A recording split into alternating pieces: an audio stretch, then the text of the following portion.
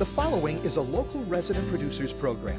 The program content is the sole responsibility of the producer and does not necessarily reflect the views or policies of CATV2, Oshkosh Community Access Television, the City of Oshkosh, the Oshkosh Cable Television Advisory Commission, or Time Warner Cable.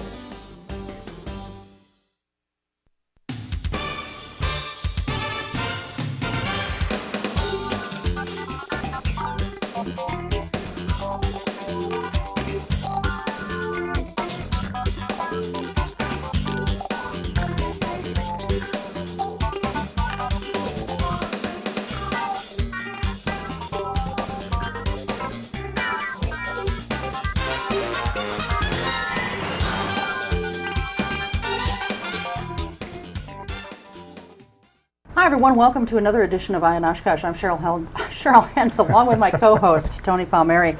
And we are going to be talking tonight with four members of the candidacy group who is running for the Oshkosh Common Council. In this half hour, we're joined by a gentleman who served one term on the Common Council, lost his bid for re-election last year and is back at it again, Brian Peschel. And we're also joined by a first-term council member, and he's seeking re-election, Burke Tower. So thank you very much for being here tonight, guys. We appreciate it. Thank you. Thank you very much. We want to talk, of course, about your reaction to the primary election. I'm sure that you're both thrilled to have made it through. Any surprises with where you placed or the election turnout, anything like that? I'm just pretty happy as far as to finish fourth out of the 9 people running. They're all great candidates, and just hoped I made the final 6, and as the results kept coming in, to finish in fourth, looking for the 3 top seats come April. I was just pretty excited for that. Good. What about you, Burke? Again, I was pleased with the results. I ended up pretty much where I expected to end up. Being an incumbent was a positive, but I knew there were going to be some issues out there with name recognition with the other 2 candidates. So, Sure. But I was pleased. A good field of 6, so looking forward to the next few weeks. Why are you seeking re-election, Burke? I think there are a number of things that got started last time. I've been on the council the last 2 years. I'd like to see them move forward. It takes a while to learn just exactly how the city operates. It also takes a while to try and have some impact on some things. It's a large bureaucratic organization, much like the university, and it takes some time, and so you'd like to be involved. And so I put 2 years in. So that's a key reason to move on. The other is it gives me an opportunity to continue to be involved in activity in the city to give back. I've been fortunate in Oshkosh, and so want to give back. All right, good. Brian, you tried last year, as I mentioned in the opening, and were not fortunate enough to make the final cut, if you will. But you're not giving up, and you're back there this year. So why are you trying this again? As far as I learned a lot in the first 2 years, as Burke had mentioned, you do learn a lot of how things are run. When I had lost, I kind of sat back and watched for a while, and just as the common person out there in the city of Oshkosh, I saw things happen that, as far as didn't feel the common person was being represented that well again. As the 2 years I was on, when you lose a lot of things, but lost a lot of items in the 2 years I was on, and want to come back and try to fight for them again and see if anything can change it all and help that common person out there to save them any tax dollars possible. Okay. First of all, I want to thank Miles McGuire for taking my place while I was gone. He did just an outstanding job, and I appreciate that very much. I want to raise a question with Burke and Brian about open government. On February 14th, the council went into closed session. I thought the meeting was illegal. I still think so. I think Cheryl agreed with that. There are other citizens who agree. My understanding, Brian, is that you supported that decision to go into closed meeting. Well, I supported what I knew from when I was on the council. And the part that I supported was there was many closed meetings that I went to after council meetings when I was on the council where a developer did come into the meeting and told us what kind of give and takes they wanted to do with the city to build something or build a business or anything like that. And as far as then, usually left the meeting, and as far as you hashed it out with the city manager and public works and the city attorney's always there too, of what we thought was right and what was wrong. And then usually they went back to the developer in the next week or two and said, here's what the council says that they want to do, if they'll support you, or if we want you to spend more money than what you thought to begin with, and come back in another meeting again. As far as if it was run that way, I suppose even said the next day on the radio, I've supported it fully that way. Mhm. I think the part was totally, the part that made it possibly illegal, where I know you were coming from as at the same meeting you were at that night, is where I think the way it was stated on the agenda compared to other closed meetings that we Right. had, where he was invited in by a council member, I believe it was Ms. Shireman, quoted that night that she had invited him to that meeting. And I give her credit for asking to try to get more answers. And as I look at it, I think that's the only part that might have been illegal of how it was stated, Right. and as far as how he was brought in. But as far as a closed meeting for land purchases and developments, I looked at it as meetings, many meetings that I went to in closed session. So that was the part where I said I thought it was legal. All right, Burke, you're on the council, you're an Correct. incumbent. What would have hurt that night to just delay it and have the city attorney just ask Peggy Lautenschlager's office for an opinion? I think there are a couple of things. One, I want to see us move forward to the point where either we go ahead with Five Rivers or we don't. And I think we have to continue making progress. So I think it's important to have a session. I think we're at a point now where having a session where we can have the conversation about some of those aspects and then decide whether to move forward.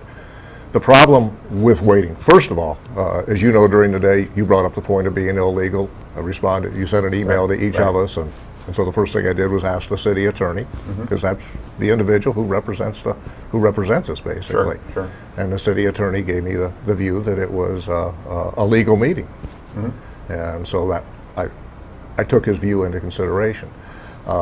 It came up that night again that maybe we could put the meeting off. My concern with putting the meeting off, very simply, is that being at the university, I've also been involved with a number of times in which you have asked the Attorney General's office for opinions. They tend to be rather slow, and sometimes they don't give opinions at all, and sometimes they're unofficial opinions.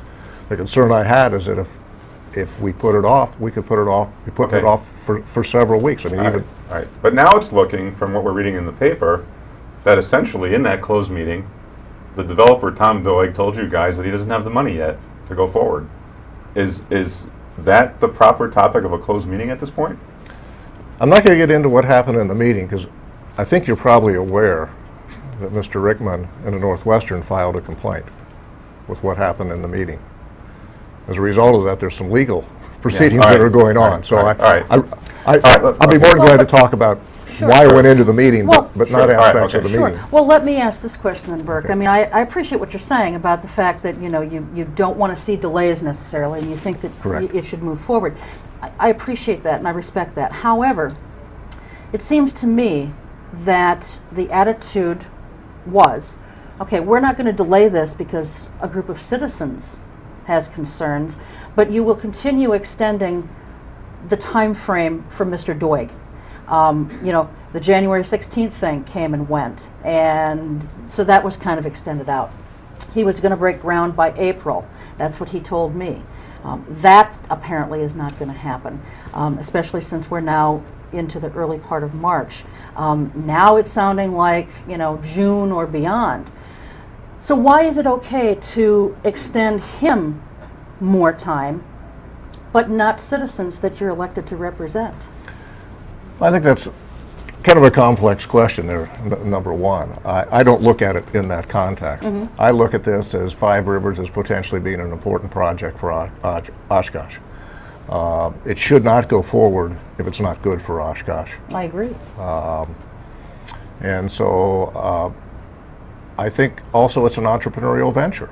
And one thing I do is work with a lot of entrepreneurial ventures. And one thing I know that on ventures like that have a maximum amount of risk and where you want to do diligence, you have to be willing to be flexible up to some point. All right, well, today we're Yeah. taping on March 2nd. We read in today's paper that chances are good that the council's going to get a memo from Mr. Kinney saying that the groundbreaking should be extended from June 20th until possibly August or September.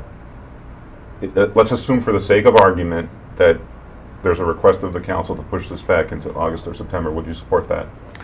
Depending on what comes with it in terms of the reasons for the extension, What would be I a could good look reason? into What would be it. a good I reason could do for an it. extension? If other kinds of progress relative to the project are going on, and I think progress is being made in a reasonable fashion, so. Well, what if it turns out that he wants a delay because he simply doesn't have the financing at this point? Is that a good reason to delay till August or September? It could conceivably be if he has made the appropriate types of efforts to get the financing, and if the financing is fairly close to coming into All being. right, Brian, what's your view on this? If the word comes out, and it may, that the planning department wants to delay this from June 20th groundbreaking to August or September, is that okay with you? No, it wouldn't be. My answer to the whole thing is, as far as with Mr. Doig's proposal and everything, is either show us the money or let's move on. There's a lot of the citizens out there that think this would be a great thing for Oshkosh, but as far as either is it going to happen or is it not going to happen, a lot of people say, either do something or move off the pot, as you might want to say. Well, we don't get $60 million projects thrown at us very frequently. No, I agree we don't. Right, so is it worth waiting another 2 or 3 months? This guy's already taken 2 or 3 years of the city staff, right? I don't know if it's 3, but Well, 2 years. About 2. Yeah. So is it 2 years? So we can't wait another 2 months? We've invested a lot in this already. First, let's see where his financing is coming from, is my point. I don't want it to be the taxpayers' financing of this situation. I've investigated other cities that have made their cities popular by places like this, of the Dells, of the Wausau, of the Green Bay, and they've been put up by investors of the indoor water parks and hotels and resorts of that situation. Okay. And those have been done by developers of putting money up. So if he's got so much money that he's got financing going, then I'd say yes. If the developer were to say to the council, the banks have told me that if you give me the direct pay option instead of the pay-as-you-go, we can move on this. Would you support the direct pay option, which put, I guess, more risk for the city? Yes. Would you If I have support- everything in writing, yes. You would support the direct pay If option? I have everything in writing to know that it's not just someone telling me that and I have it in personal paper, yes. All right, Mr. Tower, would you, if this comes down to he gets the direct pay option, this is a go, would you support that? If he comes down and he has all the things in place, yes, I can live with the direct pay option. Even though it is, you would acknowledge that it is more risky than the pay-as-you-go, I think it's riskier than the pay-as-you-go to an extent, but worth the risk. but worth the risk if all the other things are in order. Such If as, a complex- give us an example of 1 or 2 things that have to be in order. Again, I don't want to get into too many of those, but it has to do with the appropriate amounts of investment that are coming in from Okay. the people involved in actually putting up money. I want to see risk on both sides. All right, Cheryl? Okay. Garbage fees have been talked about ad nauseum here during the last several months, and neither one of you was able to make it on during the interview rounds that we did prior to the primary. So I want to ask both of you, Brian, there has been some talk amongst some of the candidates about repealing the garbage fee if they're elected. Where do you stand on that? I literally think it's ridiculous. As far as first, I've never seen really what's happening with the money that normally would be for the sanitation to do that. For this $10 fee, as far as for talking amongst simple things and simple people, I look at the $10 fee being represented that right now our city picks up blue bags twice a month and newspapers twice a month. In my mind, for that simple $10 a person, along with other reasons, they could change that to once a month for each one of those. If you drive around the city, very seldom you see more than 1 or 2 blue bags or 1 bag of newspapers. I don't think it would hurt to, and to me that would save the money. The other part is we have a lot of business in the city of Oshkosh that as far as they live in Oshkosh and run their business. At their business, they pay for pickup in the dumpsters and everything. They could take their home garbage to what they pay for in their personal business, but yet they'd still be paid the $10 fee. And I just think that, I commented back when I was running for office a year ago in the newspaper, back at that time when it was paying for the golden restrooms at the amphitheater, that sooner or later someday we would pay for each garbage can on our street that we put out there. We would pay for how many leaves are picked up. We would pay for how much snow is on our terrace. And to me, the garbage cans are just the beginning of something like that. Okay.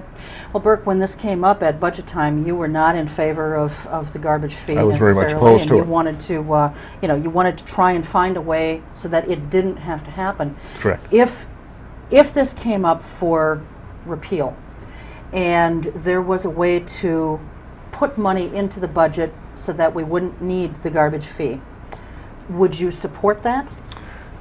I would not support it for doing it this year. I think it would be too tough to handle. After we have the election, we'll be good ways through the year, so I would not support it this year for trying to look forward this year. I just don't think you rebudget those kinds of dollars with the expectations are out there. So that being basically- said, when we look at the budget for next year, I'm going to try and look at that. I mean, we're going to have to look at the budget and look at all kinds of things. Garbage is, typically a service that people expect to have included in their taxes. So you would support the 3 months for the last quarter of this year as well as the full 2007 calendar year? Well, what I'm looking billed. at now is supporting it for the rest of the year. I'm not for changing the budget halfway through the year. But as we do the budget for 2007, I will look at that in Okay, terms of all what the right. budget looks like. We'll have Okay. several constraints, but Okay. I view that as being an open question for 2007. Okay. And Burke, didn't we get to this point because the council really didn't show leadership in the budget deliberations? I mean, when you get right down to it, very minimal changes were made to Dick Wolling's budget proposal. And you're still supporting the floating dock decision, even in the context of this garbage fee? In hindsight's 2020. Doesn't it send a bad message to the citizens when we're voting yes on floating docks at the same time we have a garbage fee now in place? First of all, I want to go back to the budget deliberations. If you go back to the budget deliberations, we had the floating docks come up early for the grant. And I, along with Mr. Esslinger, opposed the floating docks, the grant for it. So actually, I opposed the floating docks at that time for the reasons that you indicated. And that was part of my proposal, is that the floating docks come out and that the garbage trucks go into the capital improvement budget. So I actually opposed the floating docks But you last did year. end up voting for the budget. Well, I think at the end, when you see you've already lost on certain things, you have to make a decision on the budget. You don't get all you want, so you fight for the things through there. I don't think everybody can just take a single item and say, I don't want a single Well, item. why not stand on principle? I mean, I understand what you're saying. You have to run a government. The budget has to pass. You have to have- But if people like you on the council were upset, and I think many councilors were upset about this floating dock garbage fee pairing, let's say, if 4 of you had voted against it, it would have meant go back to the drawing board for a bit. What would have been wrong with that? I think it would have been a great idea. I tried to do that. If you go back to that meeting and look at the tape, I tried to ask, are there 4 people who are willing to strike a compromise here? I was willing to compromise on a whole host of things. Brian, Including the Brian okay, Ducks. Brian, what would you have done if you were on the council? Well, I like I say in other years would have probably voted no, because there's so many. The thing that amazes me in the 2 years I was on the council and 1 year I haven't been, that every time it comes to the budget time, all you ever hear is of, okay, to make this go in the budget, we're going to have to cut either a couple policemen or a police car or a couple firefighters or a fire engine or a firehouse. It's never too much like as far as when I was on the council, how I know even Mr. Esslinger brought up, and we tried to ask it to be done, we never got a full enough vote for it, is to have somebody go through City Hall and find out where the fat is and where you need more people. That compared to every budget, it's always, well, if you want me to do this, it'll be a fireman or a policeman or a police car. It's never anywhere else in City Hall that you hear about it when Mr. Wolling says what the cuts would be. And that's the part that upsets me, that when I was sat at the council meeting that night with the budget, and even Mr. Bain talked about the school guards for another situation, or the little things that I know you're looking for a big item to make other things work, but I just look for that. The sanitation is something that's used by the citizens of Oshkosh every week of the year or every day of the year. Sure. The trucks are used 360 days a year, 52 weeks a year. That is what your tax dollars should be paying for. There's other things that may be different than that, but to me, that's one of the things that you live in a city, look for being taken care of every week of what you pay your tax So you did, dollars. just to go back to something you said in there, you do support using taxpayer money to pay for a study to find out where the Yes. fat is? Mhm. Right? I did back 2 years ago. You supported 2 years ago also. Yes. Mr. Tower, you support that?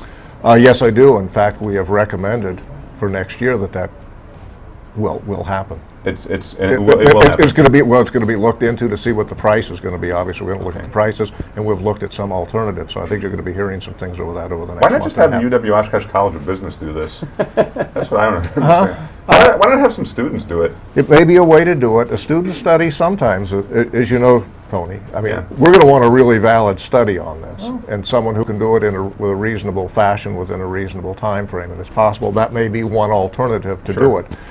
But I think you're going to want a certain amount of the credibility want it to of be the credible study. organization Right. if you're going to make some major changes. So I think we should use the university where we can and do Sure. the preliminary studies, and there have been some preliminary studies. Sure. Cheryl? where are some other places that could be cut in the budget? I mean, Brian, you raised some good ideas, I think, at least worth looking at, with changing how often recyclables are picked up and that kind of thing. You've worked with the budget for 2 years, one term basically. I mean, where do you feel there's some fat? Because here's why I asked the question. Because not only is it the question everybody's asking, but I've heard from some city employees, anonymously of course, that there are places to cut that don't necessarily have to do with core personnel like police and fire. So having worked within the system for a couple of years, where would you make some cuts? Well, from a couple of things that I've seen when I was on the council is with today's technology and how we do buy all the computer lessons each year to keep things upgraded, I believe in some areas, and I don't know the number of people involved, that you could all use the same computer information compared to being done in this department, then take it to this department and they do the computer work. Right. That I say could be on one CD, that everybody has the same CD put in their system. There's other departments that, as far as even talking budget-wise, I've checked into another thing that was an issue of mine for the 2 years was with the streetlights deals. A couple other cities have started a 10-year program where they no longer are going to be renting the poles from the cities, the lights from the cities, and paying for electricity. That's something Oshkosh has done forever. And I believe if they start making a change, a 10-year program in Fond du Lac, Green Bay, and Wisconsin Dells have started, where they're purchasing their own poles on so many a year of steel poles, purchasing so many lights, and now just paying for electricity. And we have our own electrical division within the city of Oshkosh, that I believe that's just a start in one area. But I don't know where to say which department would cut the fat as far as, I don't know until I look at it department by department of who could use all that same information on the same computer other ones use. But I think that's one possibility of technology and with things that are out in the public eye. Okay. Burke, you're finishing up your first term, so you've worked with this budget for a couple of years too, and so forth. Where do you see some areas where some things could be cut? I don't see a lot of areas where you can specifically cut and point to it and save enough money to be anything significant. I think what we have to do is look at doing some things differently. We've recommended even a change in the way we process the budget's been recommended. I think we're going to handle the budget next year. Brian pointed out technology is an area we might look at doing differently. I think we have to continue to look at partnerships. I think, looking at city, county, we have to look horizontally these ways. The new book, The World is Flat Out There, and say, to look for real savings and to make changes, you look horizontally, you don't look vertically. I think there are a couple areas with respect to the county conceivably. We might look at at the health departments, at the police departments. Another area where I've talked to an individual in the county, they appear to have pretty good maintenance staff and maybe some excess capacity. One thing we may be able to do is extend the life of some vehicles. Vehicles are being made better every year in some of the trucks. That was one of the recommendations I made before, move them out of the expense budget into the capital budget, extend them longer. And the argument is generally maintenance, but if we have a maintenance ability to take care of those vehicles, and if vehicles are lasting longer, we may be able to make some changes there. I think we have to get more creative, look for partnerships. The other area for partnerships is the public-private. Are there some areas where the private sector will contribute to us? The swimming pool, I mean, it worked out very well to us. That was an area that we needed, a service I think we needed for the youth. And the private sector came in. So if we work with the private sector, we can find those things. All right, let's talk about the Leach Amphitheater for a couple of minutes. Now, I don't like user fees for anything, but that seems to be a classic case of where a user fee makes sense. Not everyone in the city uses that. And Mr. Tower, you've been opposed to assessing a user fee on that facility. Why? Actually, I haven't been opposed to a user fee per se. I was opposed for these first 2 years, the first partial season and the first full season. And I also went on record as saying is that after this year, we'll look at it because I think a user fee will come into play and should come into play when it's necessary. Why do we have to wait 2 years? Because the revenue coming in for the first year will take care of the expenses for the first couple of years going out there. The model that's been set up will actually help pay for itself in the beginning. The other is that when you make the decision, I don't want to be making a new decision for what the fee should be every year, so I'd like to have a better feeling for what that fee ought to be. I think you're going to see a user fee on the Leach that goes into the next budget. You'll support it the next time? Yes, after we get through this season and see what it's going to look like. All right, Mr. Peschel, would you have supported a user fee? I would from the beginning. I still said from the beginning that as far as I go to tons of concerts. Green Bay, Appleton, Milwaukee, around, I know when I buy a ticket, those fees are there. And I even made the comment when I was at the city council where when they came out with the schedule of events, and it was put in the paper that this is really nice for Oshkosh, tickets that were $9, $12, and $15. And yeah, that was what the price of the ticket was, but they didn't sell for that when you went to Ticket Star to buy them.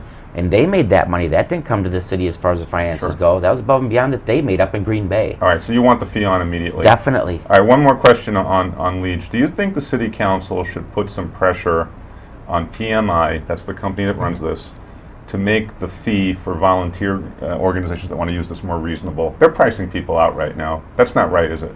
Not right at all. I don't think, because if you don't make it reasonable, I look at quantity of people using it as far as the same thing of Mr. Fradel is working on the grant, that to get people, once you get people in it, they may come back and visit more often. If you make the price sky high, they're never going to get in the door. Well, what could the city council do to make PMI make this more affordable? I think they should go back and reopen up some type of negotiations. Okay, do you support that? I think two things on that. One is that when we look at the negotiation next time, I think we have to look more closely at that, number one. The other thing is that it may be that fee has to be in there at that level, but if we could find private sector dollars to subsidize that fee, because it's for the benefit of the community, I think that's one of those areas where the private sector can be of help. I said I'm always going to look for areas because the private sector may be willing to do that and it's appropriate. But we have to get the fee down. That was built for the citizens of Oshkosh. Right. But I think there's more than one way to do it. Okay, very good. Okay. Just very quickly, we've got a smoking ban in place right now in our restaurants. Appleton, of course, has one in all businesses. That is probably going to be coming here at some point. Brian, would you support a all-business smoking ban in the city of Oshkosh? Not one bit at all. Okay. I'd let the state do it and be equal for everybody, or not at all. I work in Appleton for the time being, and it's different up there. They can say that people are still in business, everything, but the people that now used to work one job work 2 and 3 jobs. Their tips aren't the same. It's different clientele, and it's not the same as it was. And as far as that's any place, a bowling alley, a bar, a restaurant, a grocery store, whatever, I just would not until the state does it. Okay. Burke, what about you? On a personal basis, I would like to see it. On a basis of actually voting, I would not vote for it in the near future. Okay. We had a referendum that went through. A year of that referendum, it was not in place. I think we ought to let the citizens have their 2 years, take a look at it, not fight through it. We have enough other issues right now. Eventually, I think we're going to see it. I mean, the train's out of the station. Yeah. If you look around the United States, and personally, I'd like to see it, but would I vote for it now? No. It's too disruptive right now. We have a number of things going on. We have a sort of a status. We might look at some enforcement issues relative to it. Okay. So. All right. We're out of time. Brian, why don't you take about 20, 30 seconds, tell folks why they should vote for you.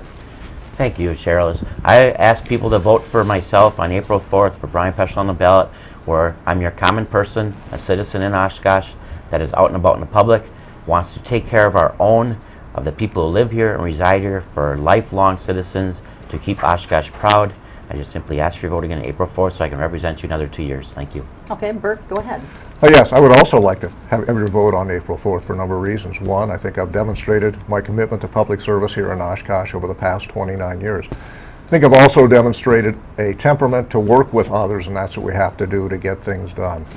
The other thing is I think I have probably the widest variety of experiences of anybody who is, of any of the candidates that's out there, from education to business to nonprofit organizations, to public service, to life experiences that have given me the capacity to serve the city well. So again, I ask for your vote on April 4th.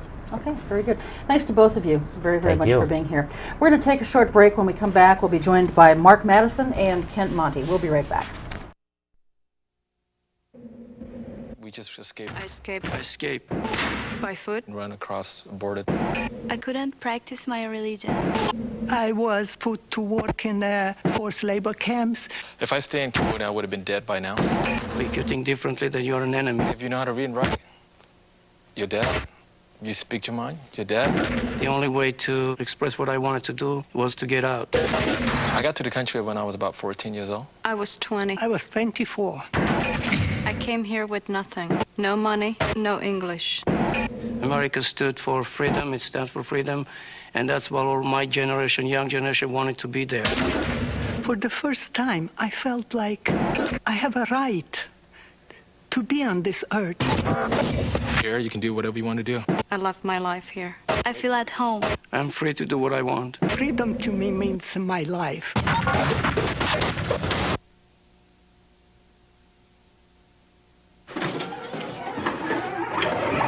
How you doing? Hi. Hi.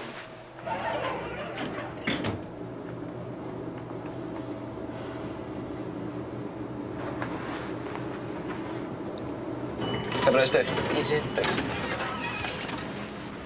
If only child abuse were this easy to recognize.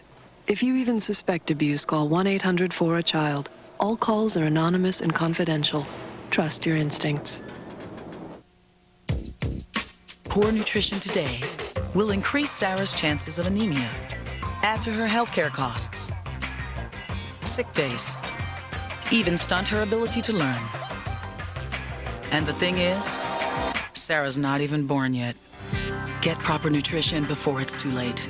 Call or visit WIC. WIC provides nutrition information, healthcare referrals, even food. Your child has you, and you have WIC. All right, we are back. That was quick. And in this second half, we are being joined by Mark Madison to my immediate left and Kent Monty next to him. They are both seeking their first term on the Oshkosh Common Council. Mark, of course, ran for mayor last year. He served on the county board for how many years was it? Four. Was it four? Okay. Terms. And Kent, this is your first time running for public office, correct? Yes. Okay. All right. Well, of course, you both had a chance to appear here before the primary election. Any surprises with the way the election went for either of you? Mark, what about you? Oh, I didn't finish first, so it was a surprise. No, just kidding. You have dreams, but not particularly surprising. No. If you look down the list, it was right in order of people that served the longest, with the most notoriety. Yeah.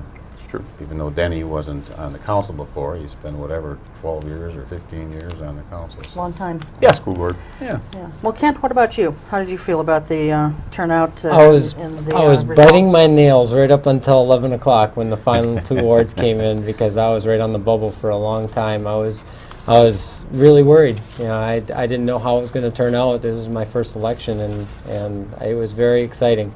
Okay. Very good. Well, as you both know, the council on February 14th held a closed meeting that some of us, myself included, thought was an illegal meeting. I'd just like to get your views on that. You, Mark, I understand, thought that was a proper meeting.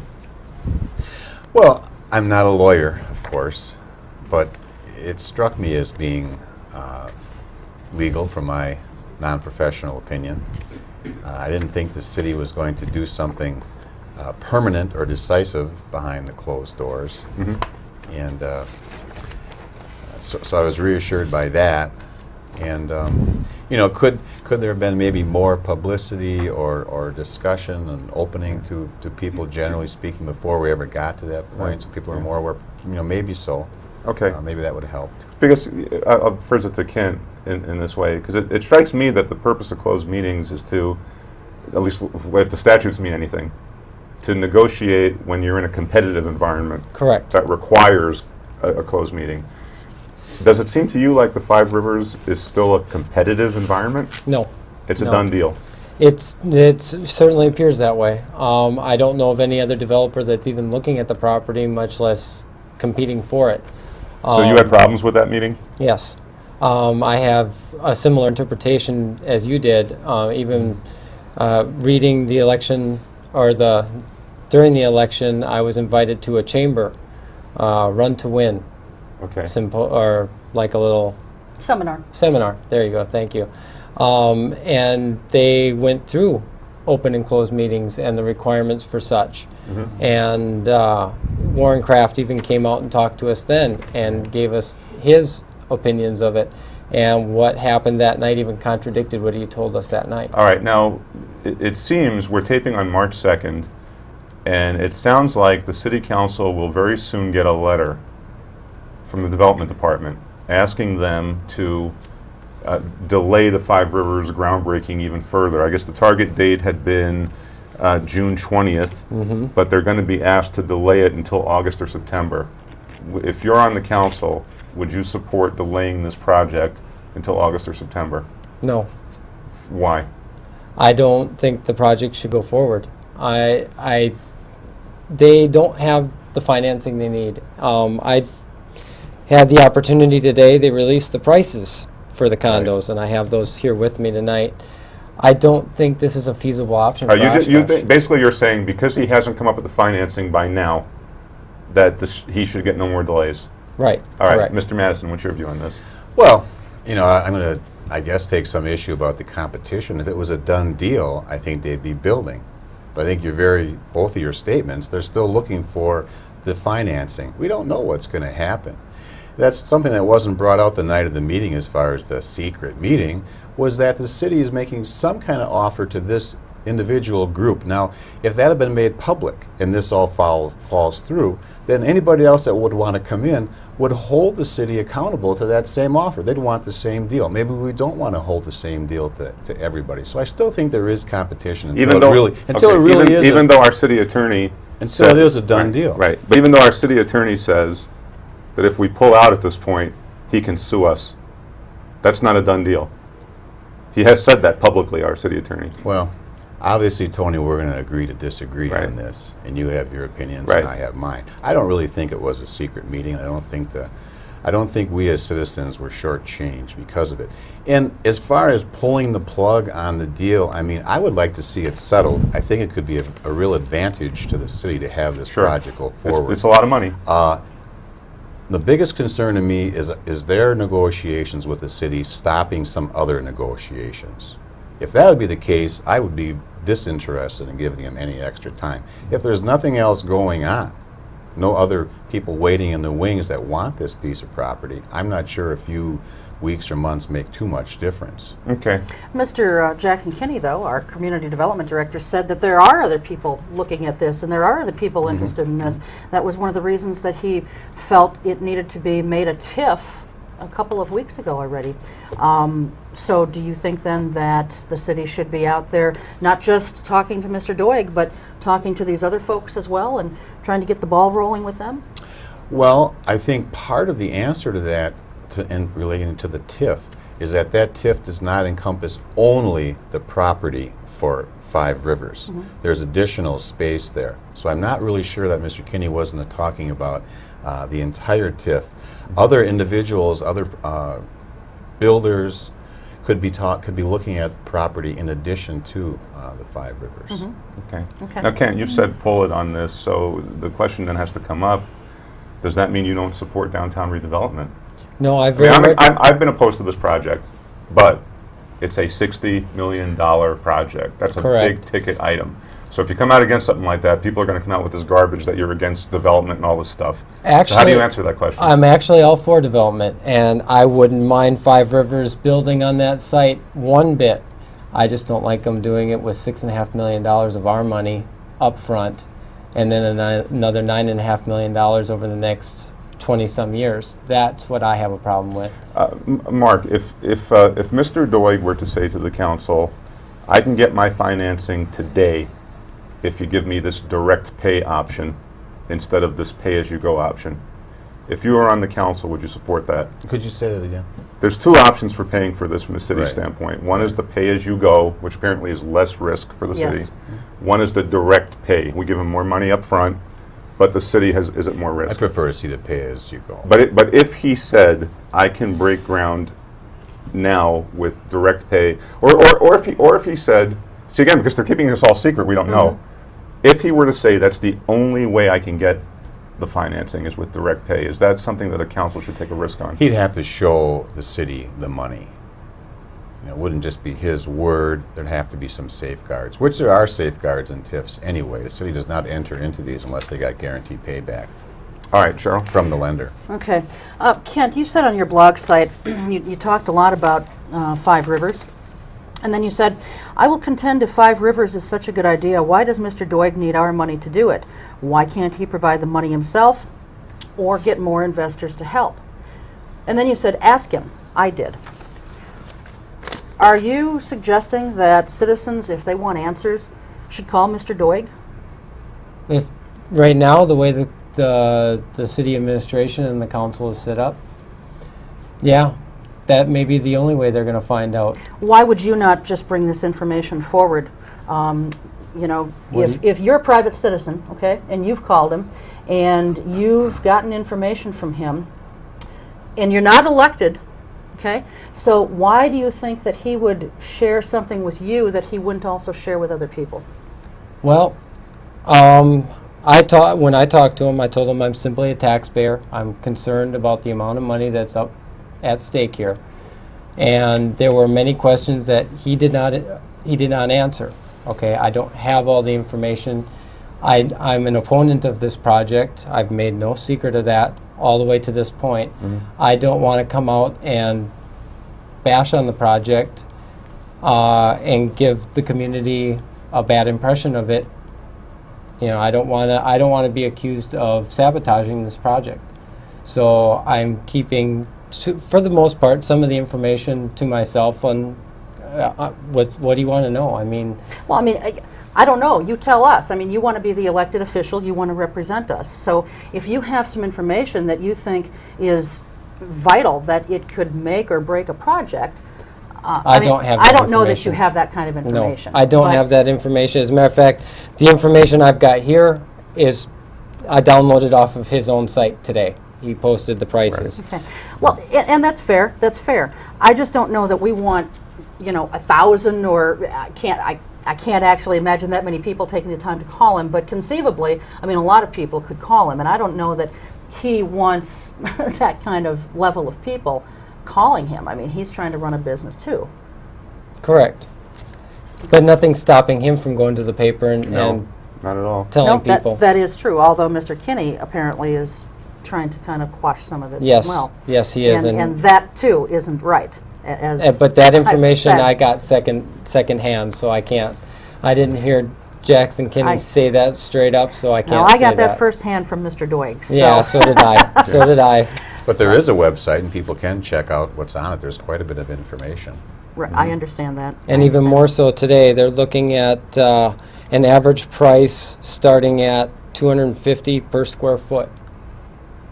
Right. So we're talking big dollars.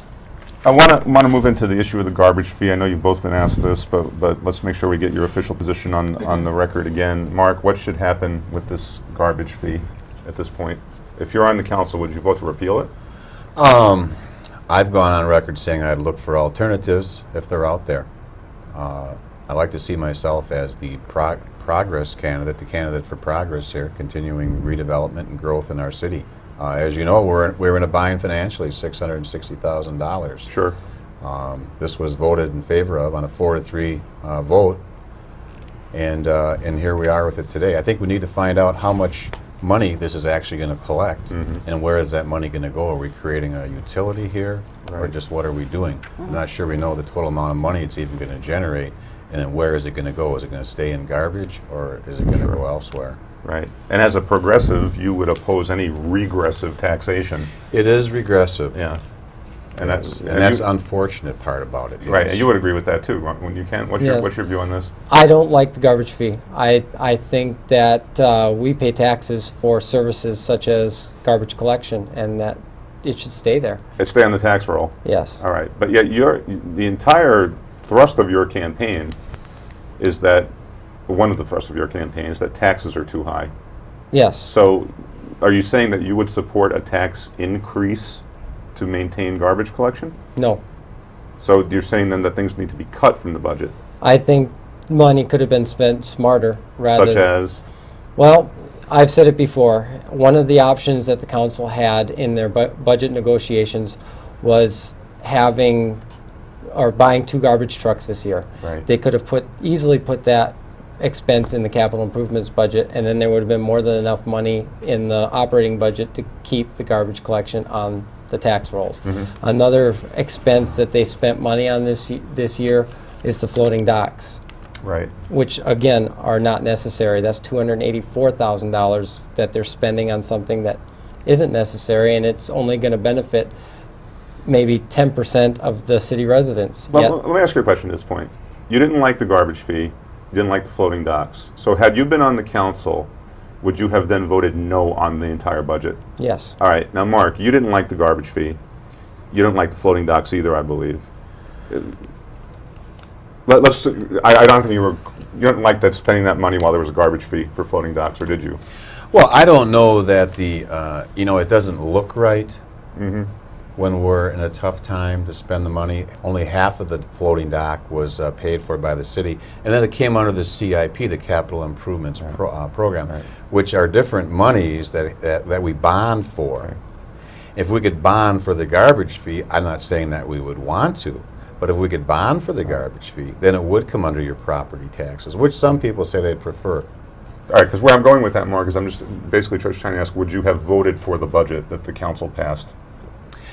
I would like to have heard more of those alternatives that I think two or three of the other council members brought up alternatives with some cuts, but they still would have left cuts possibly to our personnel.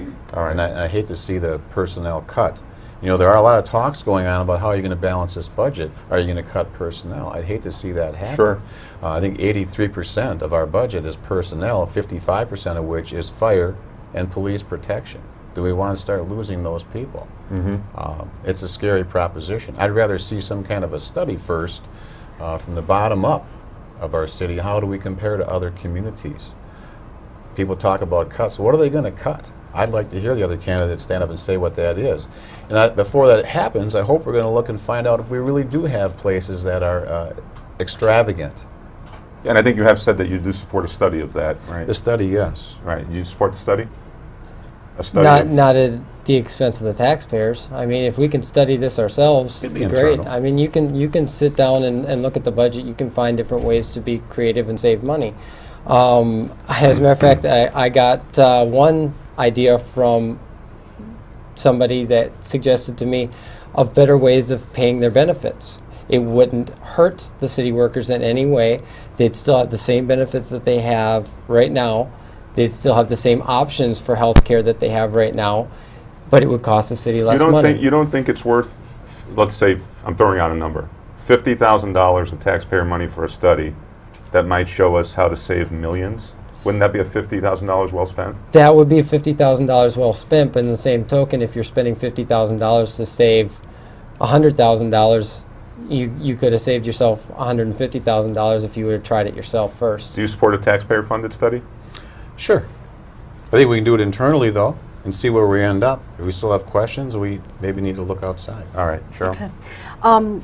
You're both sort of in favor of downtown redevelopment, correct? Definitely. Yes. Okay, all right. But Kent, one of the things that you have said is that we've got a lack of parking and we've got an access problem getting downtown. Yes. Mark, how do you feel about that? I mean, do you think that there is a parking problem and an access problem? I don't know how major the access problem is. I've heard that mentioned to me by one other person knocking on doors, but I think people can find their way down. I don't think it's crucial. The parking, we do have where the ramp was there across from the Grand Opera House is available. It could be better, but I think we're making do. Okay. It can't, I mean, obviously you feel that those are issues. How would you go about solving those problems? I mean, Well- let's take the access, for example. How should we better get downtown? Okay, right now you're looking at ways to improve the downtown, ways to bring people into the downtown versus them shopping on the outskirts of town. Okay, advantages to shopping on the outskirts of town, you've got wide open spaces. Walmart's got a huge parking lot. It's easy access, it's easy to get to, high visibility. How do you draw the people from the west side and the 41 corridor downtown? There's no real easy way to do that because you can go straight down Witzel, but Witzel doesn't have 41 access. Okay, you can go down 21, but then you're coming across campus. You can go 9th Street, but that's less than adequate with the street lights or the stoplights and narrow lanes, narrow traffic lanes. So your best option is South Park to Ohio. Well, they're replacing the Wisconsin Avenue Bridge over the next couple of years, so that's going to create some havoc in the traffic situation. They'll reroute a lot of the traffic to the Oregon-Jackson Street Bridge or the Main Street Bridge. And there you get narrower streets again. So you're looking at, from the south, the access is limited to a point people just don't want to put up with the traffic. Right. They'd rather shop on the west side where it's easier to get in and out of, it's easier to park, it's free parking. Okay. So how do we solve it? Well, first of all, you've got a bunch of city-owned lots in the downtown that have 2-hour parking. Well, if you're walking up and down Main Street, you don't want to have to keep looking at your watch, wondering if you're going to get a ticket. I know, because I got one a month ago. I was there 15 minutes too long. I had a parking ticket when I got back. Wisconsin Avenue Bridge being replaced is going to be a big, big help. Having a wider bridge, better intersections approaching each side, that's going to be wonderful.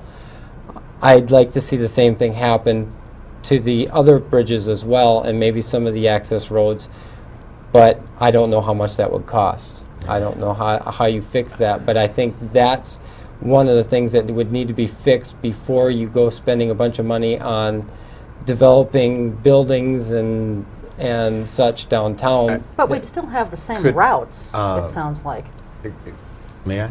Sure, go ahead. I just, in all due respects to Ken, I think he's starting from a faulty premise. Downtown is never going to compete with all the shopping on the west side, nor is that the point, nor do we ever really want to get there.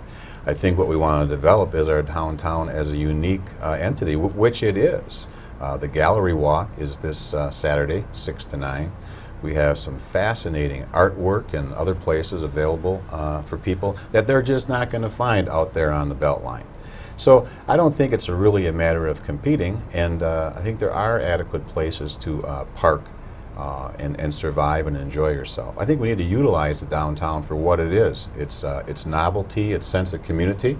We do have the Sun Tower Park or Sundial Park or whatever we're going to call it today. It's got a lot of different names. Veterans Park is a worthy name. But I think that was a plan to have people focus and bring downtown and focus on that area. We also have the amphitheater as well. Could we use some more parking? Possibly we could, but I don't think it's to compete with the belt line of stores out there. All right, let's talk about the amphitheater for a couple of minutes here. Do each of you support some kind of user fee for that facility? A user fee, yes, but you've got to adjust that user fee based on who's using it. I mean, if you've got a nonprofit organization, they can afford $1,500 to. I mean, we'll get to that. You're talking about a surcharge. Surcharge. Yes, I agree with the surcharge to help maintain the park. How much would be a reasonable surcharge? What is it now, 50 cents? I don't even We know don't if they have support, one they right didn't support now. that yet. Would 50 cents be enough? No, I think, 50 cents to $1. I think that should be looked at. All right, Mark, surcharge? I could probably support that. Okay. Now, what about the issue you're talking about we gave the management of this to PMI out of Green Bay. They said they were community focused, and I guess part of that means charging what I think is an exorbitant fee to the point where I guess the Oshkosh community players can't use this fee, they can't afford it, or one local organization. Should the council put pressure on PMI to give us a more reasonable rate? Yes, or find someone else to do it. Or renegotiate? What's your view on that? I'm not sure. I mean, they are in business. I think they do have some days they were assigning for lower rates or community days. Perhaps they could assign more of those than what they have. But this facility, my understanding is, was a gift to the people of Oshkosh. So shouldn't that mean that we should have the maximum amount of ability to use it? It was a cooperative effort, and I think a good example of a cooperative effort where government and private people as well as foundations work together. I don't think we can have maximum opportunity or exposure to it if they're also going to make money with their endeavors. We're not going to ask to use it on Waterfest nights, are we? Are we? Well, I'm asking you. You're saying maximum. Should we say Waterfest should take a back seat because you and I want to rent it for whatever endeavor that night? No, I don't think that's what Tony's saying at all, are you? No. I'm just saying that if this was framed as a gift to the community, I don't know how it still remains a gift if the majority of people can't afford to use it. At that point, to me, it's not a gift anymore. I mean, I'm not saying they should charge nothing to use it. I'm not saying that at all. But I mean, if you want to use a city park, it's not going to cost you $1,500 to use a city park. That's correct. Wasn't there a band that wanted to play there? That couldn't afford it, yeah. That couldn't afford it. Right, It was a and that's what you were fundraiser. talking Right, about. and in fairness to PMI, they did negotiate with them, and they brought the rate down. I don't think they brought it down enough, but they did bring it down. Cheryl? Oh, no, I was just, I think Mark wanted to finish his. Well, it his- was year one of Right. their experience and their contract, so I hope they'll be more user-friendly across the board this year. I do. Okay. All right, we talked about this when you gentlemen were on last time. At least I know we brought it up with you, and I'm not sure about you, Kent. But you know, the smoking ban. We've had a smoking ban in place now in our restaurants for 2 years at least. It has been on the books. It was not in place actually or enforced for about the first year. There certainly is talk of a possible all workplace ban citywide. Mark, when you were here before, you said that you support that, correct? Yes. Okay. And I'm sorry, I don't recall what you said about home-based businesses, which are becoming much more prevalent. Can you just, you know, refresh our memory, or mine at least, as to, you know, how you felt about that? I don't believe you asked me that. Are you talking about a home base that has other people employed there? It could. Yeah. Yeah. Well, you know, it's hard to say you're going to have a public place employment regulation against smoking, but then you bring it into your own home. I mean, clearly if somebody wants to smoke in their own home, that's their right. But I just think anytime you're going to subject other people to the smoke, it's questionable. Mm-hmm. We don't intrude on other people's clean air in other regards, and I think you got to look at that. Okay. I would hope the person that is employing people would have some conscience about that. So you'd support a total workplace ban, but making exceptions for home-based businesses? Possibly, yes. Okay. All right. Kent, what about you? I'm opposed to workplace smoking bans. Simply, it's not the government's position, or it shouldn't be the government's position to dictate what you do in your building.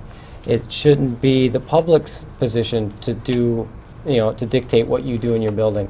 If the public doesn't like the fact that you allow smoking in your building, they can shop or eat or drink someplace else. That's my opinion. I don't support a blanket ban. I don't. I think that if it should be up to the independent business owner. They're the ones who are paying the bills. They're the ones who are paying their mortgages. They're the ones who are paying their taxes. It should be their option whether they allow it or not in their building. Okay. All right. Why don't, Mark, you take about 20 seconds and look at the camera 3, tell folks why they should vote for you on April 4th. I'm Mark Madison, running for Common Council. I'd appreciate your vote and support because I'm the candidate for progress. I want to see Oshkosh continue to grow and support downtown development. And I think we need to continue to develop even with this budget crunch. The city that doesn't go forward and grow is a city that's going to die. I'm the candidate for progress. Thank Okay, you. very good. Thank you. And Kent, go ahead. I'm Kent Monty, and I am also running for Common Council. I believe that every person in this city can make a difference simply by going to the polls on April 4th and casting your vote for whatever candidate you may choose. Bottom line is you must vote. If you want this city to stay the same or change, your vote counts. You must get to the polls and vote. I hope it's for me, but if it's for another candidate, that's fine. Please vote on April 4th. Thank you. All right, great. Thanks to both of you for being here. And Tony, thank you. And as always, thank you folks at home for letting us into your home for the last hour. We'll see you next time. Until then, take good care Same and to keep your you. eye on us. We've got our eye on Oshkosh.